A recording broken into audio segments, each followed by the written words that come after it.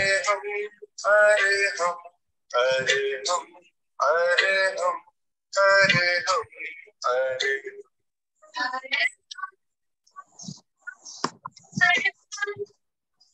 हम हरे हम हरे हम हरे हम हरे हम हरे हम हरे हम हरे हम हरे हम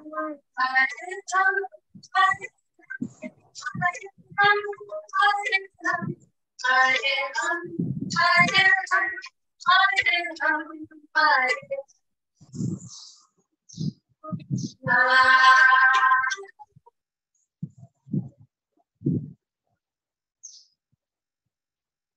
परम पावन परम आराध्य प्रातः स्मरणीय आचार्य श्री महाश्रमण जी के चरणों में सत सत नमन करते हुए हम आज सुबह का सेशन प्रारंभ कर रहे हैं। त्रिपदी वंदना। वंदे अरहं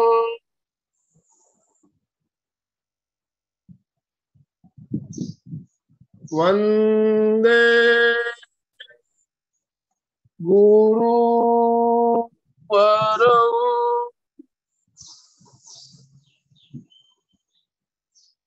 वंदे सच्चिदानंद।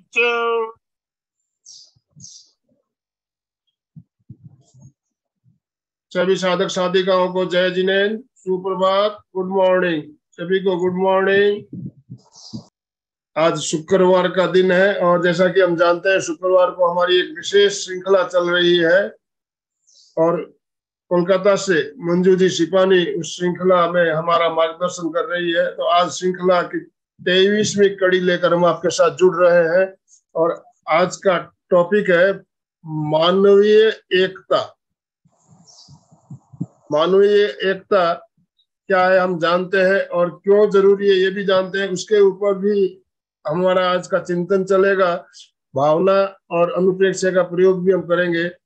तो मैं सबसे निवेदन करना चाहूंगा, दोनों हाथ ऊपर करते हुए पहले मंजू जी का वेलकम करें। मंजू जी, आपका बहुत बहुत स्वागत है, बहुत बहुत अभिनंदन है और आपसे निवेदन आप आज का सेशन प्रारंभ करें।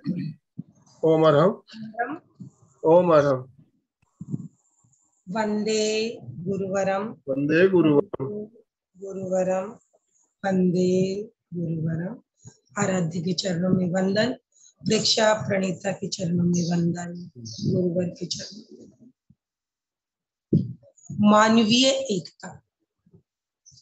हम सब इस बात को स्वीकार करते हैं कि हम सब मनुष्य हैं। क्लास में उपस्थित हम सभी मनुष्य हैं। इस पृथ्वी पर जितने भी मनुष्य हैं हम कह सकते हैं कि उनकी सबकी एक ही जाति है, सब मनुष्य हैं। पर क्या आप सभी स्वीकार करते हो कि सब मनुष्य एक ही हैं हर अपेक्षा से?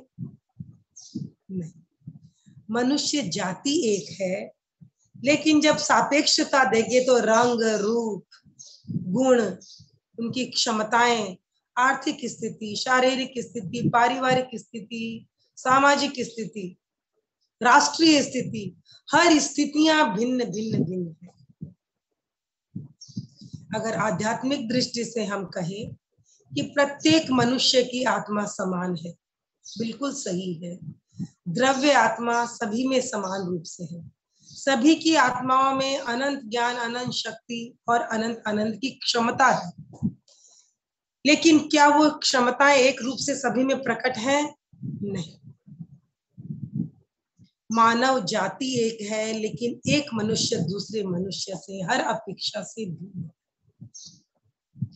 लेकिन हमें सुख और शांति से जीने के लिए, जीवन के विकास के लिए ये जरूरी है कि हम मानवीय एकता को अपनाएं, उसको स्वीकार करें और उसके आधार पर ये जीवन जिए। कैसे संभव है? हमारे डेली के जीवन में भी देखिए, अगर हम परिवार में 5 या 10 सदस्य हैं फिर भी हमें एक सदस्य कोई ज्यादा प्रिय है, कोई कम प्रिय है, कोई हमें ज्यादा सही लगता है, कोई हमें कम सही लगता है, ये सारी तरतमता हम अपने छोटे से परिवार में भी देख पा रहे हैं।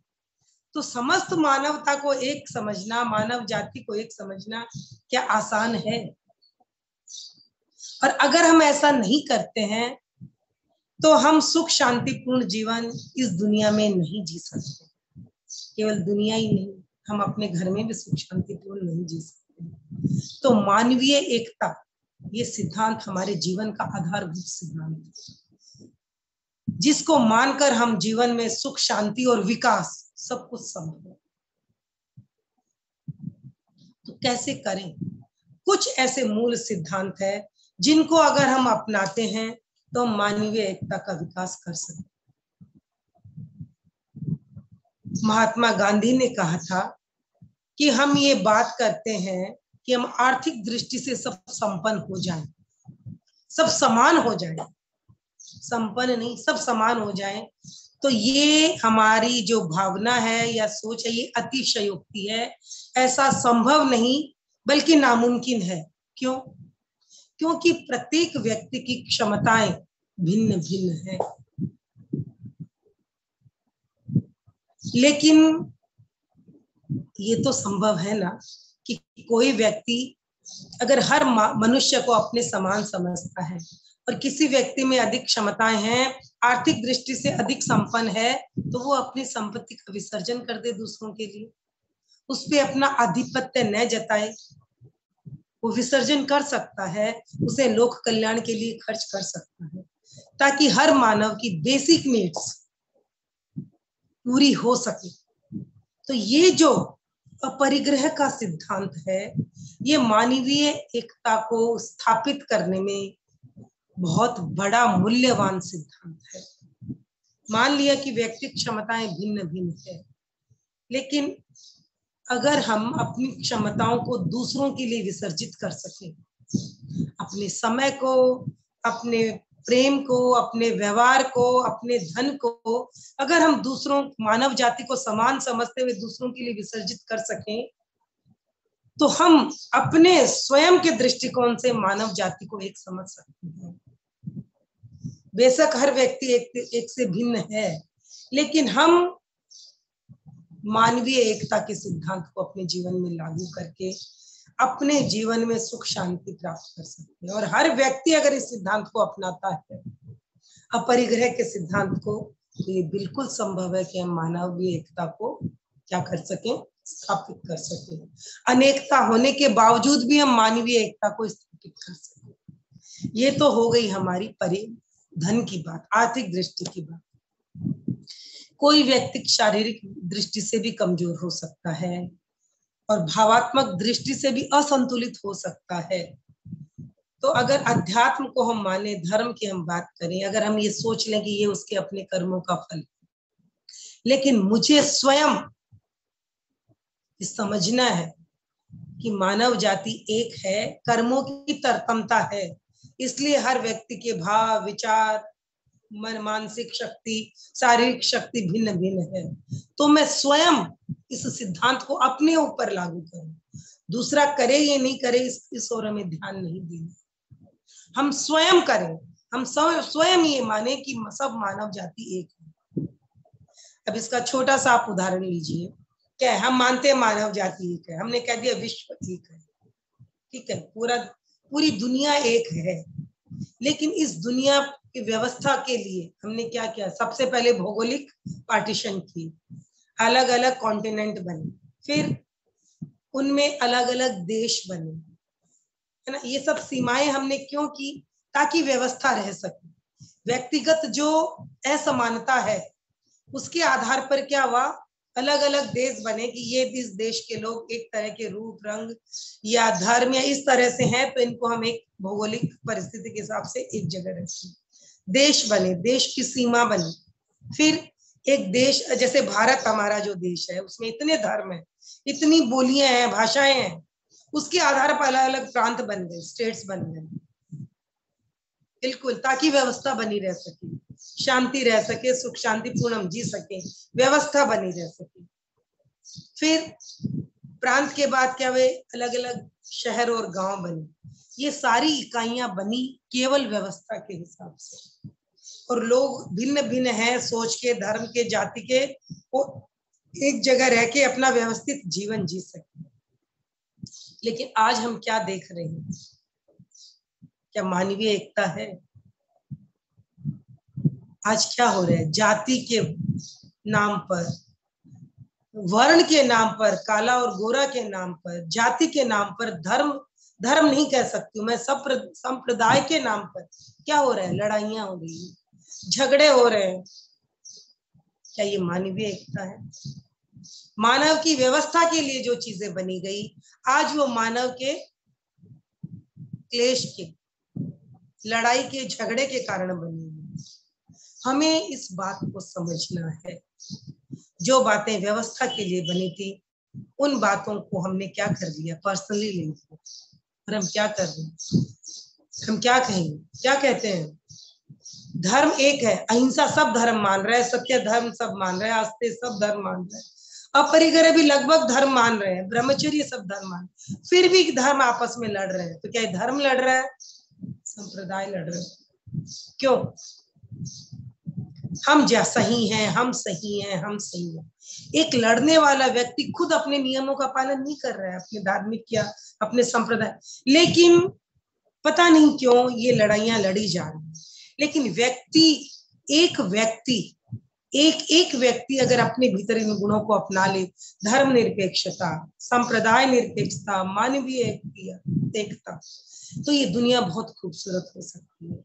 हम इस एक अनेकता के पीछे जो एकता है उसको अपना ले, तो इस जीवन में सुख शांति आप प्राप्त हो सकती है। एक सिद्धांत हुआ अपरिग्रह का। दूसरा जो जैन सिद्धांत है, और जैन का मौलिक सिद्धांत, वो है अनेका। आज राजनीति का सारा खेल धर्म पे चल रहा है। आज मैं अगर हिंदुस्तान की राजनीति की बात करूं, क्या हो रहा है? हिंदू मुस्लिम के ऊपर राजनीति चल रही है। लेकिन क्या हिंदू मुस्लिम धर्म अगर भीतर हम जाएं, उनके मूल पे जाएं, तो क्या दो है? मुझे आश्चर्य है, व्यक्ति अपने निजी स्वार्थ के लिए, केवल निजी स्वार्थ के लिए ऐसी भ्रांतियां इस दुनिया में फैला रहा है, हिंदू ये, मुसलमान ये, और लोगों का विवेक जागृत नहीं है। उनका विवेक जागृत नहीं है, निजी स्वार्थ में लिप्त है, मानवीय एकता में उनका भरोसा नहीं है, इसीलिए इन भ्रांतियों में आते हैं और भ्रष्ट नेताओं की बातों में आते हैं। हिंदू मुस्लिम के नाम पर दंगे हो रहे हैं, हिंदुस्तान में हिंदू मुस्लिम हो रहा है, कहीं सिया सुन्नी हो रहा है, कहीं गोरे काले का हो रहा है, दुनिया में सब जगह ये चीज चल रही है। बस नाम अलग अलग है, लेकिन यही चल रही है। और ये बातें केवल निजी स्वार्थ के लिए, कुछ सत्ताधारी लोगों के लिए है, या कुछ लोग निजी जो अपना नाम कमाना चाहते हैं, अपना वर्चस्व बनाना चाहते हैं, अपना आधिपत्य जताना चाहते हैं, वो जिनका विवेक जागृत नहीं है, जिनकी ज्ञान चेतना जागृत नहीं, विवेक चेतना जागृत नहीं है, ऐसे लोगों को अपने पीछे ले रहे हैं और ये सारे खेल चल रहे हैं। पर जिनकी विवेक चेतना जागृत है, उन्हें ये जानना होगा कि अनेकांत का सिद्धांत कहता है तुम भी सत्य हो एक अपेक्षा से, मैं भी सत्य हूं एक अपेक्षा से, तुम भी आंशिक सत्य हो, मैं भी आंशिक सत्य हूं, दोनों सत्य हैं, और अनेक सत्य जब मिलेंगे तब संपूर्ण सत्य प्रकट होगा। ये जो अंश अंश के सत्य को लेके जो आपस में लड़ाइयां, झगड़े, दंगे, फसाद चल रहे हैं, ये बिल्कुल गलत है। पर ये जो इनमें शामिल है वो अपनी निजी स्वार्थता के लिए, स्वयं के स्वार्थ के लिए, वो केवल दिखाते हैं कि हम अपने धर्म को बचाना चाहते हैं, ये करना चाहते हैं। नहीं, धर्म को मनुष्य बचाए ऐसी औकात नहीं है। धर्म शाश्वत है, वो था, है और रहेगा। कोई मनुष्य उसे बचा सकता है, ऐसी मनुष्य की औकात नहीं, बिल्कुल नहीं। अनादिकाल से चलता आ रहा है और अनादिकाल तक चलता रहेगा। तो ये अनेकांत और अपरिग्रह के दो सिद्धांत ऐसे हैं, इनको अगर हम अपने जीवन में अपना लेते हैं तो हम मानवीय एकता को स्थापित करने में कामयाब होंगे। एटलीस्ट हम स्वयं अपने जीवन में मानवीय एकता को स्वीकार कर सकेंगे, उसके मूल्य को समझ सकेंगे। तो ये दो सिद्धांत, अपरिग्रह जहां अर्जन के साथ विसर्जन की बात है, जहां डिटैचमेंट की बात है, आप सब कुछ करिए जीवन में लेकिन डिटैच, और साथ में ये भी रहिए खाली हाथ आए थे खाली हाथ जाएंगे, है ना। जो कुछ मिला है यहाँ मिला है, तो आपने स्वयं अकेले आप अर्जित नहीं कर सकते। कितने लोगों का जीवन के सहयोग से आपने कुछ अर्जित किया। कोई व्यक्ति अकेला काम करता है क्या? किसी की फैक्ट्री लगी है, किसी के कुछ लगे हैं, किसी के कुछ है, किसी की दुकान है, हम घर परिवार में भी रहे, हम अनेक व्यक्तियों के सहयोग से जीवन जी रहे हैं, क्योंकि मनुष्य एक सामाजिक प्राणी है। लेकिन अगर हम आधिपत्य स्थापित करना चाहते हैं, मेरा मेरा मेरा कहना चाहते हैं, तो वो गलत है। हमें इस चेतना को जागृत करना होगा, परिग्रह की चेतना, ताकि हम समझ सकेंगे कितने के सहयोग से हमारा जीवन चल रहा है। लेकिन जब हम कुछ प्राप्त कर लेते हैं तो उस पे केवल हम अपना आधिपत्य जताना चाहते हैं, तो क्या ये सही है? नहीं। तो हमारा एक डिटैचमेंट होना चाहिए, दूसरा अर्जन के साथ विसर्जन होना चाहिए। जिस व्यक्ति में क्षमताएं कम है, आर्थिक सामाजिक, उसे हमें, अगर हम क्षमतावान है तो हमें उन्हें क्या करना है? सपोर्ट करना है। ये है मानवीय एकता। तो जैन दर्शन के जो मौलिक दो सिद्धांत, अपरिग्रह और अनेकांत, ये आधारभूत है मानवीय एकता की। प्रश्न चिन्ह खड़ा कहाँ होता है? क्या आज एक जैन समाज को हम अपरिग्रह के रूप में उदाहरण प्रस्तुत कर सकता है? एक जैन समाज अपरिग्रह का कर सकते हैं?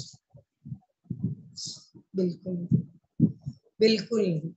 अगर हम देखें आंख पसार के, तो जैन परिवार जितने परिग्रही हैं, आपको दूसरे परिवार कम मिलेंगे। यही कथनी और करने की भिन्नता है कि हम अपने अपरिग्रह सिद्धांत को जन जन तक नहीं फैलाते।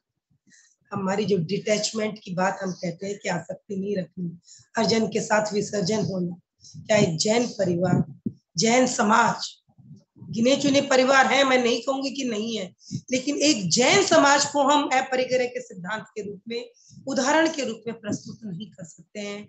ये बहुत बड़ा आश्चर्य है और विडंबना भी। तो हमें अगर मानवीय एकता की बात कहनी है, तो पहले स्वयं पे हमें लागू करनी होगी। जब हम खुद उसका उदाहरण प्रस्तुत कर पाएंगे, तब हम किसी को इन बातों के लिए प्रेरित कर पाएंगे। अनेकांत, जहां बार बार हम कहते हैं आप भी सही हो, हम भी सही हैं, दोनों ऐसा कह के ही हम साथ साथ चल सकते हैं। लेकिन जैन भी आप देखिए, उनका आग्रह अपने आप में बहुत अधिक है कि जैन सही, जैन सही, जैन सही। जैन अहिंसा को मानता है। जैन इतनी बड़ी, मतलब जो अहिंसा की हमने सूक्ष्म बातें कही है जैन दर्शन में, वो दूसरी जगह दुर्लभ है। लेकिन क्या एक जैन उन सब सूक्ष्म बातों को फॉलो करते हैं? यही प्रश्न चिन्ह है जो जैन समाज आज एक प्रश्न चिन्ह के रूप में ही खड़ा है। एक समय था जब अगर जैन व्यक्ति गवाही देता था, उसकी गवाही बिना किसी उसके कि भाई ये जैन है तो ये झूठ नहीं बोलता, पर आज ऐसा कुछ नहीं। तो हमें एक जैन होने के नाते जो इस कार्यक्रम से जुड़े हैं आज के, हमें इस बात पे विचार करना है, विमर्श करना है कि किस प्रकार हम अनेकांत और अपरिग्रह को उदाहरण के रूप में प्रस्तुत करें स्वयं के जीवन के द्वारा, और स्वयं हमारे जीवन में कैसे ये बातें फलित हो, कैसे हम मानवीय एकता को फलित करें। तो इसके लिए आचार्य श्री महाप्रज्ञ जी ने अनुप्रेक्षा के अनेक अनेक प्रयोग बताए कि किस प्रकार आप अपने आप को सकारात्मक भावों से भावित करें और उस भावना को अपने अवचेतन मन तक पहुंचा दें, ताकि वो भाव आप में पुष्ट हो जाएं और आपका स्वभाव, आपकी आदत उसके अनुरूप बन जाए। तो आइए आज हम सब मानवीय एकता की अनुप्रेक्षा करते हैं। सभी तैयार हो जाए, अपने अपने आसन और मुद्रा का चुनाव करें।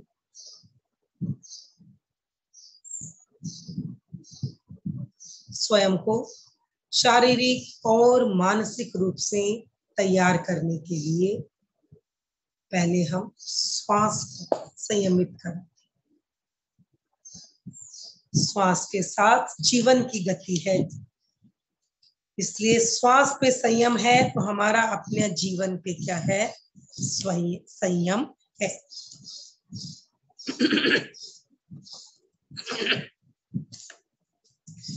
सबसे पहले महाप्राण ध्वनि। गर्दन कमर रीढ़ की हड्डी सीधी रहे, आंखें कोमलता से बंद।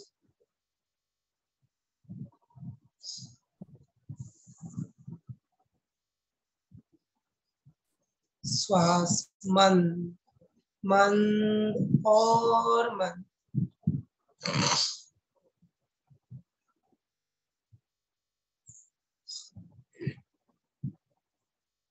पूरा श्वास बाहर निकालें।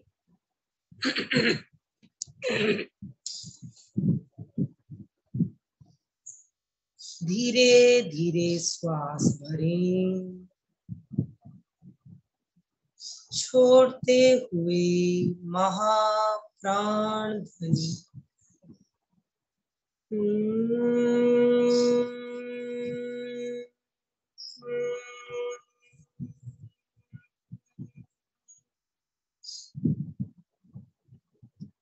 श्वास भरें,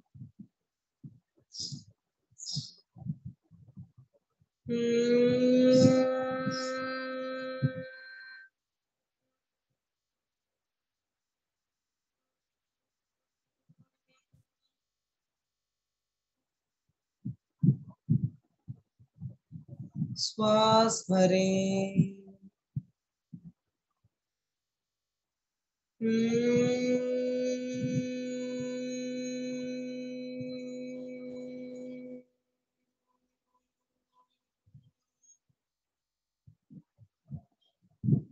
श्वास भरें,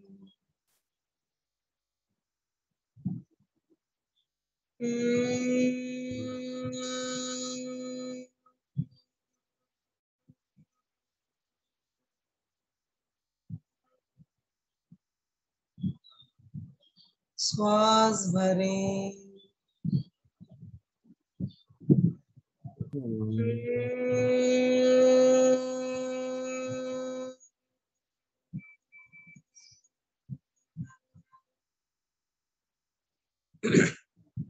अब हम अनुलोम विलोम प्राणायाम के साथ महाप्राण ध्वनि करेंगे। अपनी अंगुलियों का प्रयोग कर सकते हैं आप। पहले लेफ्ट से श्वास भरेंगे और राइट से छोड़ते हुए महाप्राण ध्वनि करेंगे, फिर राइट से श्वास भरेंगे और लेफ्ट से छोड़ते हुए महाप्राण ध्वनि करेंगे। 5 आवृत्तियां करेंगे जिसमें 10 बार महाप्राण ध्वनि का प्रयोग होगा। श्वास भरें लेफ्ट से, लेफ्ट बंद करें, राइट से श्वास बाहर निकालते हुए महाप्राण ध्वनि।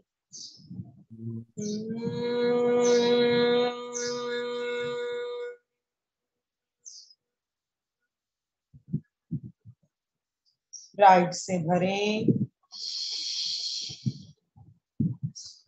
राइट बंद, लेफ्ट से श्वास बाहर निकालें महाप्राण ध्वनि के साथ।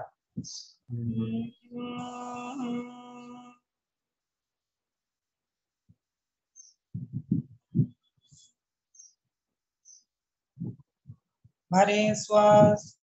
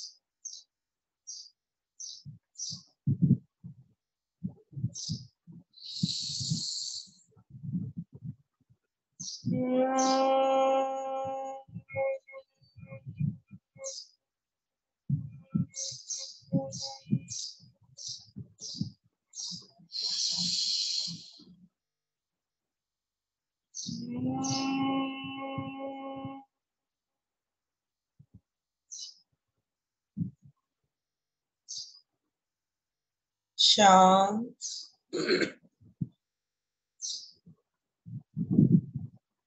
सर्वेंद्रिय संयम मुद्रा के साथ 5 बार महाप्राण ध्वनि का प्रयोग करेंगे। सभी अपने चित्त को मस्तिष्क पर केंद्रित रखेंगे। मस्तिष्क के भीतर होने वाले प्रकंपनों का अनुभव करेंगे। दोनों अंगूठे कान के भीतर, उंगलियां ललाट पर, आंखों पर, दोनों आंखों पर, एक दोनों नासिकाओं के बाहर और 2 उंगलियां होठ के ऊपर और नीचे। श्वास भरें।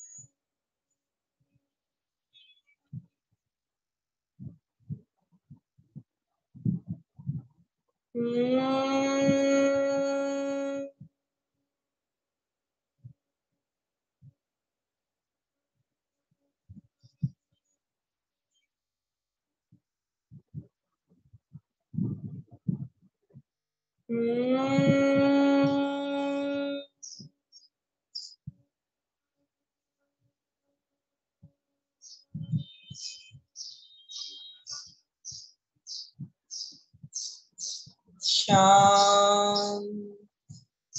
सभी अपने हाथों को ज्ञान मुद्रा अथवा वीतराग मुद्रा में स्थापित करें।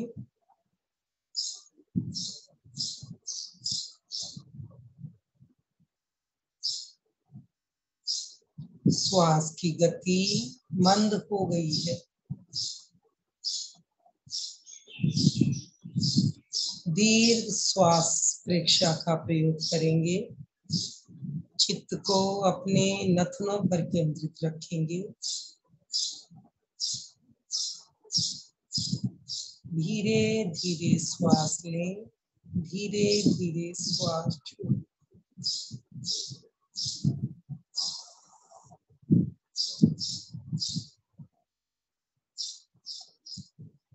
सभी अपने श्वास को मेरी आवाज के साथ जोड़ें। श्वास भरें, श्वास छोड़ें, श्वास भरें,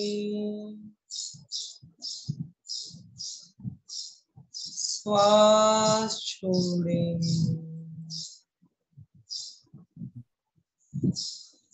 श्वास भरें,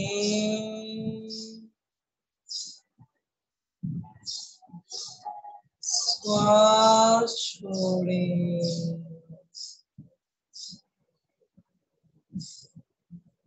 श्वास भरें, श्वास छोड़ें, श्वास भरें, श्वास छोड़ें। Breathe in, breathe out, breathe in, breathe out, श्वास भरें, श्वास छोड़ें, श्वास भरें, श्वास छोड़ें।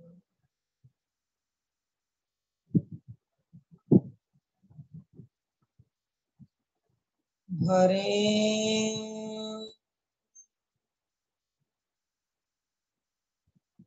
छोड़ें,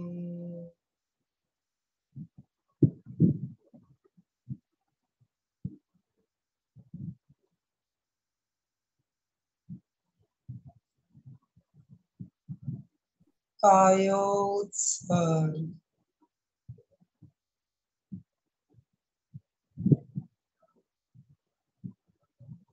पैर से लेकर सिर तक चित्त को एक एक अवयव पर ले जाएं, शिथिलता का सुझाव दें और उसका अनुभव करें। शिथिल,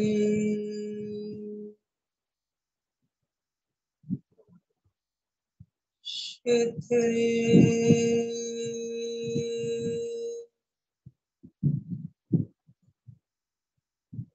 शिथिल हो जाओ, हो जाओ, हो जाओ।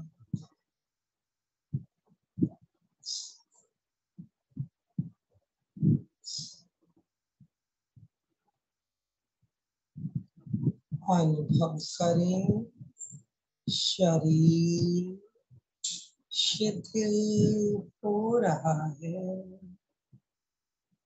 शिथिल हो रहा है, शिथिल हो रहा है। जैसे जैसे शरीर शिथिल होता जाएगा, शरीर की पकड़ छूटती चली जाएगी, शरीर हल्का हल्का हल्का होता चला जाएगा।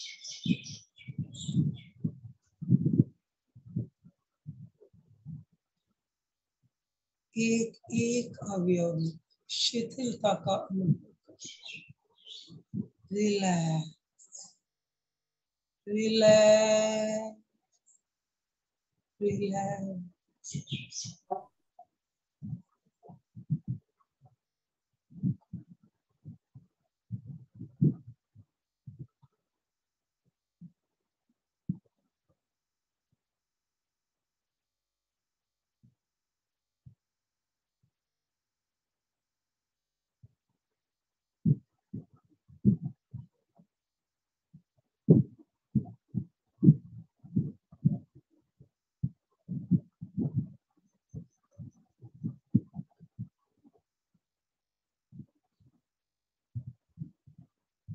अनुभव करें पूरा शरीर शिथिल हो गया।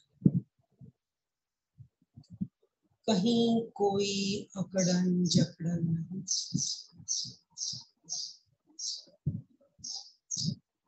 Complete relax.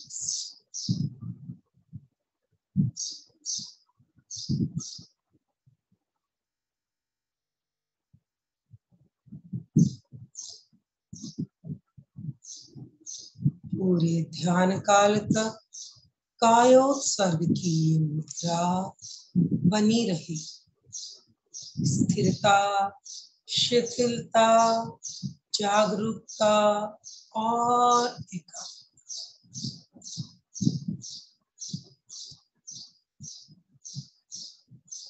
चित्त को विशुद्धि केंद्र कंठ के मध्य भाग पर केंद्रित करें। कंठ के मध्य भाग से भीतर सुषुम्ना पर विशुद्धि केंद्र, वहां पर चित्त को केंद्रित करें।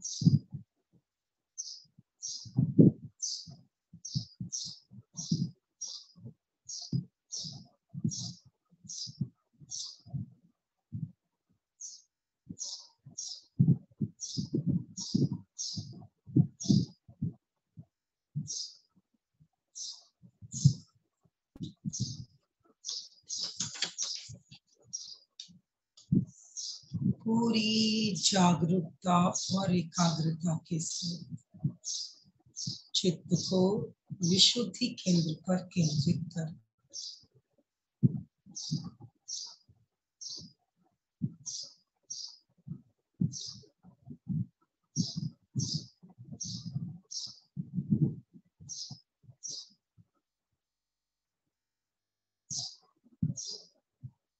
विशुद्धि केंद्र पर चित्त को केंद्रित रखते हुए अनुप्रेक्षा करें। मैं मानवीय एकता में विश्वास करूंगी। मैं रंग, जाति, वर्ण आदि के आधार पर किसी को ऊंचा या नीचा नहीं मानूंगी। मैं मानवीय एकता में विश्वास रखूंगी। मैं रंग, जाति, धर्म आदि के आधार पर किसी को ऊंच या नीच नहीं मानूंगी। मैं मानवीय एकता में विश्वास रखूंगी।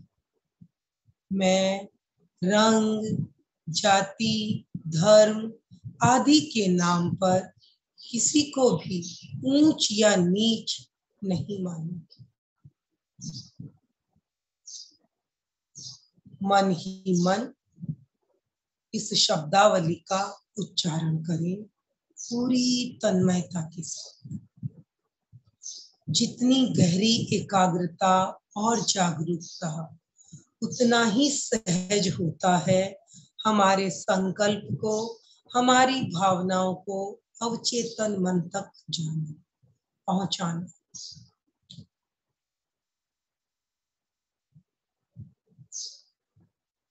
मैं मानवीय एकता में विश्वास रखूंगी।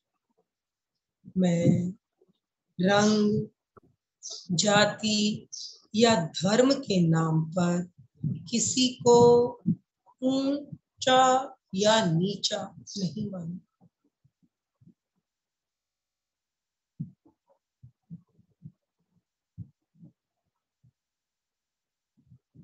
पूरी जागरूकता और तन्मयता के साथ इस भावना को अपने अवचेतन मन तक पहुंचा।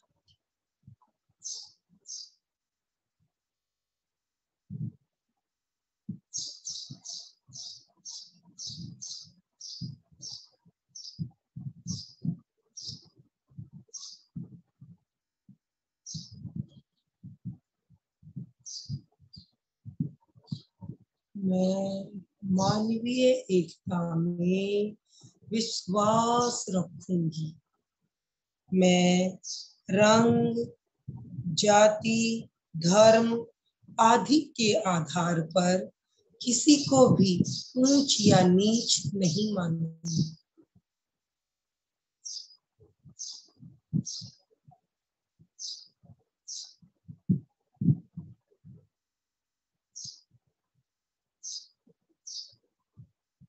मैं मानवीय एकता में विश्वास रखूंगी।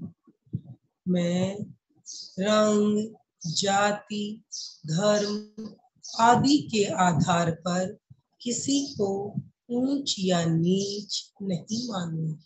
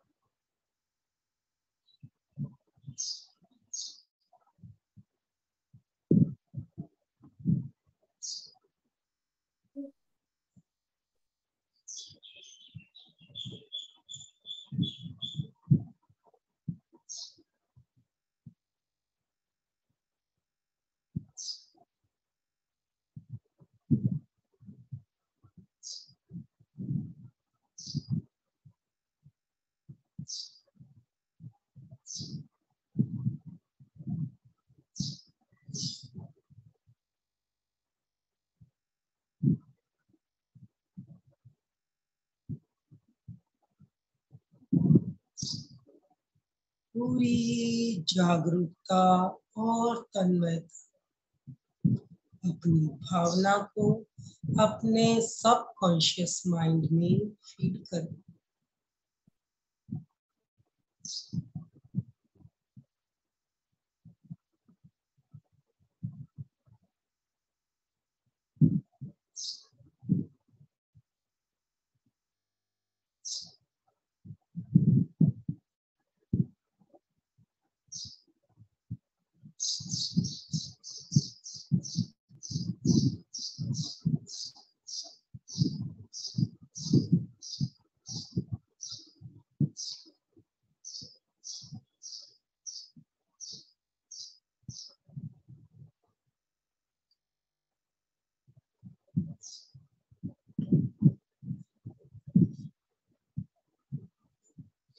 अनुचिंतन करें।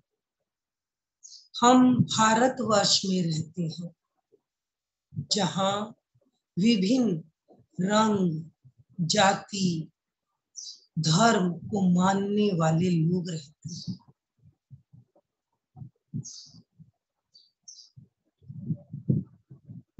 हम अगर रंग, जाति, धर्म के आधार पर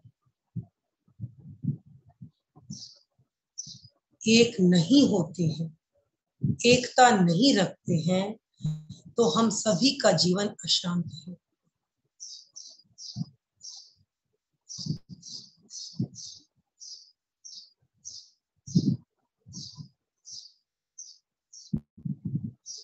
वर्तमान में होने वाले राजनीतिक उपद्रव हमारे भी जीवन को प्रभावित करते हैं।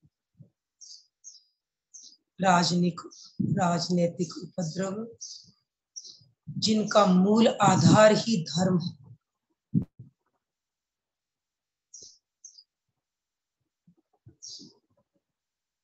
हिंदू मुस्लिम दंगे भारतवर्ष में आम बात।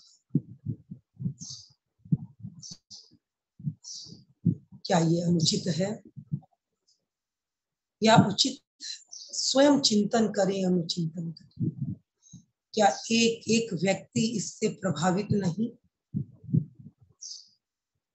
क्या हमारे देश का विकास संभव है?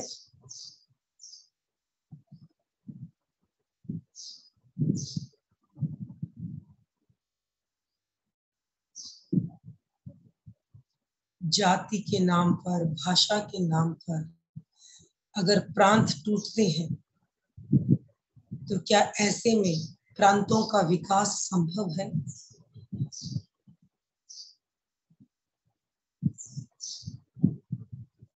आए दिन होने वाले दंगे जाति धर्म के नाम पर क्या हमारे स्वयं के जीवन को अस्त व्यस्त नहीं करते?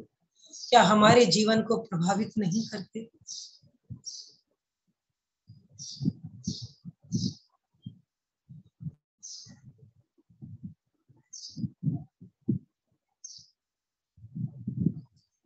मानव जाति एक है। समस्त मानवता के विकास में ही हमारा विकास निहित है।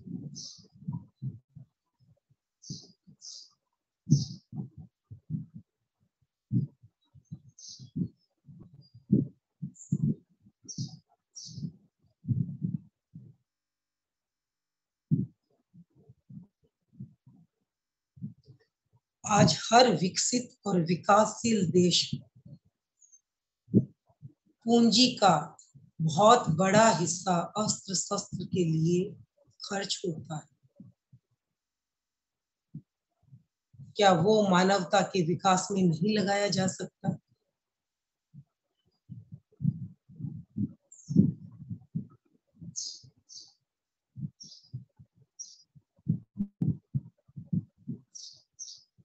मानवीय एकता के विकास में ही मानव का स्वयं का विकास संभव है। एक एक व्यक्ति का विकास, सुख, शांति और समृद्धि संभव है। सभी अपने जीवन से जुड़े हुए सत्यों का, अपने जीवन से जुड़े हुए अनुभवों का अनुचिंतन करें।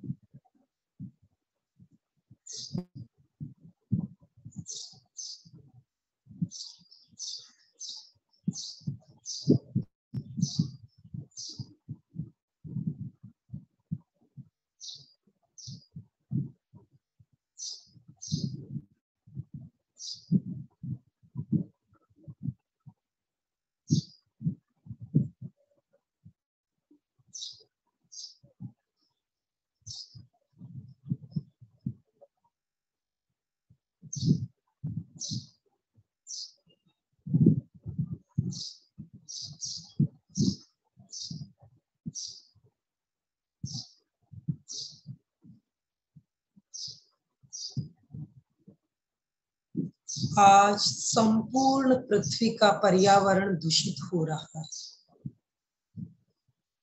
क्या इस प्रदूषण से बचने के लिए मानवीय एकता की अपेक्षा नहीं?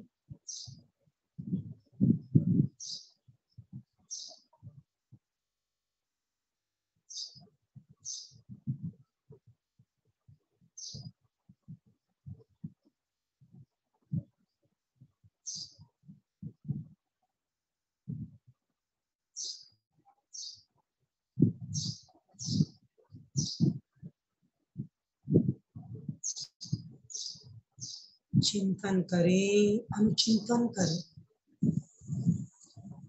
अनुचिंतन करते करते अनुभव के स्तर पर आए।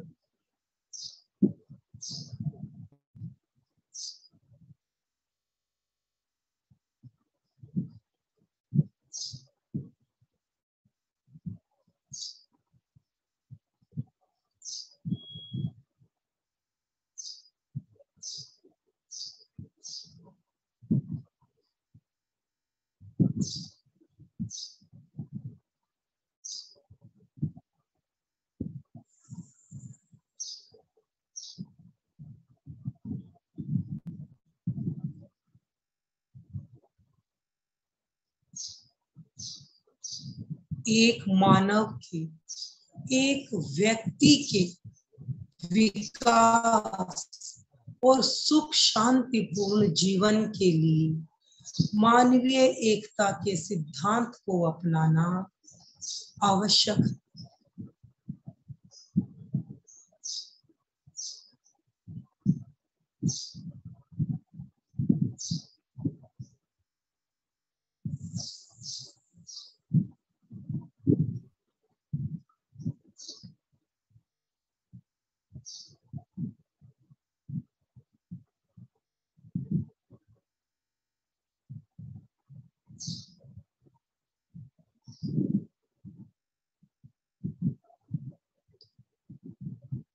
मेरे अपने जीवन का विकास हो, मेरा अपना जीवन सुख, शांति और सौहार्दपूर्ण हो। इसलिए मैं संकल्प करती हूँ, मैं मानवीय एकता में विश्वास रखूंगी।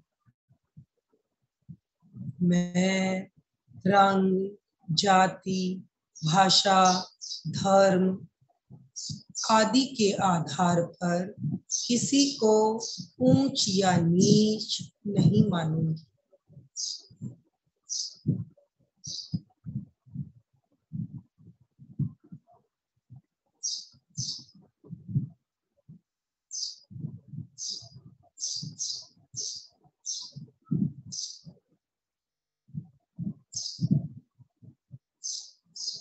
मानवीय एकता स्वस्थ जीवन का आधार है, समग्र विकास का आधार है।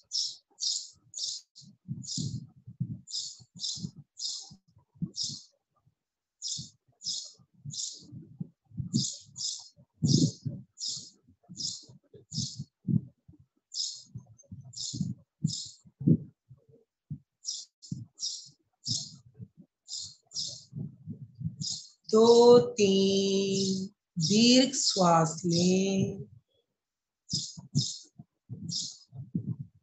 मानवता के प्रति प्रेम और सौहार्द से भरे हुए वर्तमान में लौट आए।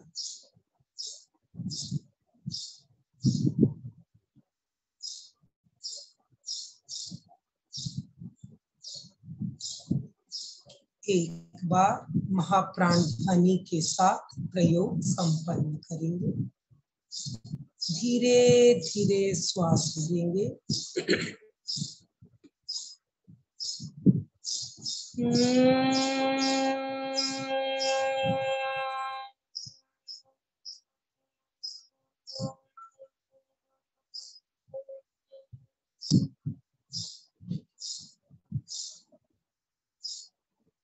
आपका संकल्प आपके अवचेतन मन में फीड हो गया है, सबकॉन्शियस में फीड हो।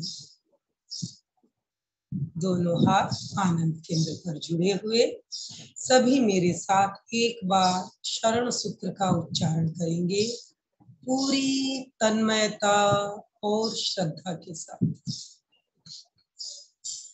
अर्हन्ते शरणं पवज्जामि, सिद्धे शरणं पवज्जामि, साहु शरणं पवज्जामि, केवलीपणतं धम्मं शरणं पवज्जामि। 3 बार सत्य को वंदन। वंदे सत्यं, वंदे सत्यं,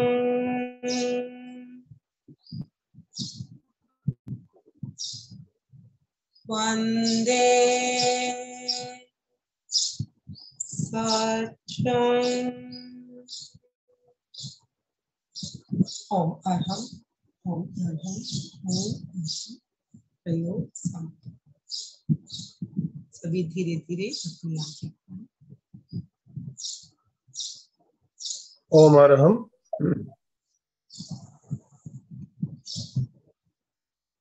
मानवीय एकता के बारे में अभी हमने बहुत सुंदर तरीके से चिंतन किया। मंजू जी, मैं बहुत बार चिंतन करता हूँ तो एक बात मेरे दिमाग में आती है, हम भारतीय संस्कृति में पूर्व जन्म और पुनर्जन्म को मानने वाले लोग हैं। अभी हमें जैन कुल मिला है, किसी को सनातन कुल मिला है, किसी को मुस्लिम इस्लाम धर्म मिला है। अगर हमारा पुनर्जन्म होता है, मानव हमें वापस मनुष्य गति मिलती है, तो क्या यही कुल हमें वापस मिलेगा? आज हम जिस कुल के लिए लड़ रहे हैं, जिस संप्रदाय के लिए लड़ रहे हैं, अगले भाव में यही संप्रदाय हमें वापस मिलेगा। इसकी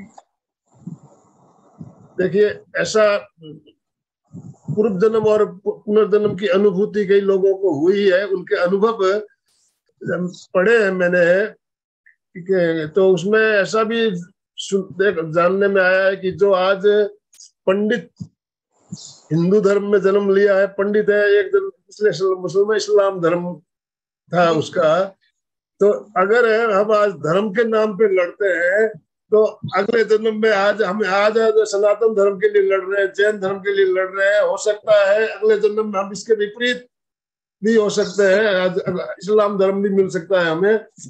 तो मेरे दिमाग में ये बात हमेशा आती रहती है कि जो आज हम, अच्छा, जो पूर्व जन्म या पुनर्जन्म को नहीं मानते, नास्तिक लोग हैं, उनसे भी हमें पूछना चाहूंगा कि आप लड़ रहे हो आज धन के लिए, संपत्ति के लिए, क्या आपके साथ जाने वाली है?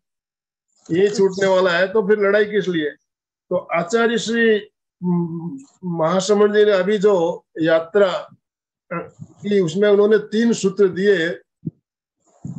उसमें एक सूत्र था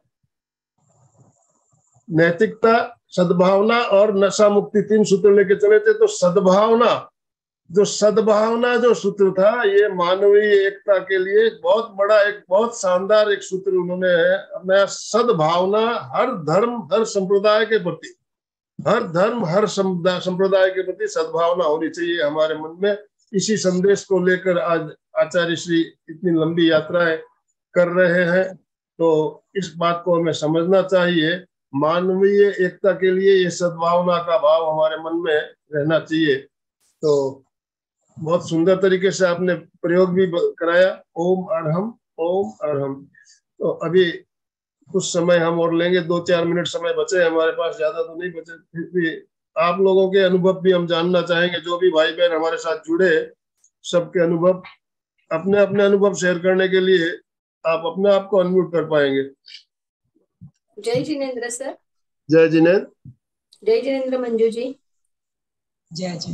बहुत सुंदर, हर एक विषय रहता है, लेकिन इतने विस्तार से आप समझाते हो, ऐसे नहीं लगता है कि मानवता पे एकता क्या है, बस सब हम एक मानव एक, यही हम सोचते हैं। लेकिन इतने विस्तार से हर एक सब्जेक्ट में इतने विस्तार से आप बोलते हो ना, सही में डीप में जाते हो तो सोचते हैं कि अरे हाँ, इस विषय पे भी इतना हो सकता है चिंतन। बहुत सुंदर मार्गदर्शन रहता है आपका, बहुत सुंदर। और मैं भी अपनी पोती को वही समझती हूँ, जब भी वो अपने काम वाली के भाई के, एक दिन वो सोफे पे बैठा था लड़का उसका, तो बोली थी बैठा है, देखो दादी वो बैठा है। मैं बोली नहीं बेटा, वो अपने पूर्व जन्म के रहता है, अभी इस परिस्थिति उसकी वैसी है, ऐसे नहीं बोलना चाहिए, वो भी अपने जैसा ही है, वो तेरे जैसा ही छोटे उम्र का है ना। मैंने बहुत समझाया उसको, बहुत अच्छा लगा मुझे आज का आपका विषय। बहुत बहुत धन्यवाद। ओम अरहम ओम अरहम। जय जिनेंद्र सर। जय जिनेंद्र। चंदू जी बोलिए। मंजू जी ने जो समन्वय एकता का जो बताया वो बहुत अच्छा बताया, और थोड़ा ध्यान भी किया था मैंने, पूरा तो नहीं सुना था मैंने, पर हाँ ध्यान किया तो बहुत अच्छा लगा, ध्यान करना अच्छा लगता है। बाकी बहुत बहुत धन्यवाद साज मंजू जी की जो बताने की जो शैली है वो तो बहुत ही अच्छी है ही है। रोज हर बार नया नया नया नया हो रहा है, बहुत अच्छा लग रहा है। तो समापन की ओर चले, समय हमारा संपन्न हो रहा है। दोनों हाथ जोड़ते हुए, रीढ़ की हड्डी गर्दन सीधी रखते हुए, मेरे साथ साथ मानसिक उच्चारण करें। मैं चैतन्यमय हूँ, मैं आनंदमय, मैं शक्तिमय हूँ। मेरे भीतर अनंत चैतन्य का, अनंत आनंद का, अनंत शक्ति का सागर लहरा रहा है। इसका साक्षात्कार करना ही मेरे जीवन का परम लक्ष्य। मंगल भावना, हमारा आज का दिन मंगलमय हो, आनंदमय हो, शक्तिमय हो। इन शुभ भावनाओं के साथ ओम शांति शांति शांति। कृतज्ञोस्मि, हम सब गुरुदेव के आभारी हैं।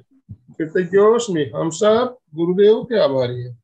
बहुत बहुत धन्यवाद मंजू जी, आपका बहुत बहुत आभार। जो भी भाई बहन जुड़े हमारे साथ, सभी का बहुत बहुत धन्यवाद, बहुत बहुत आभार।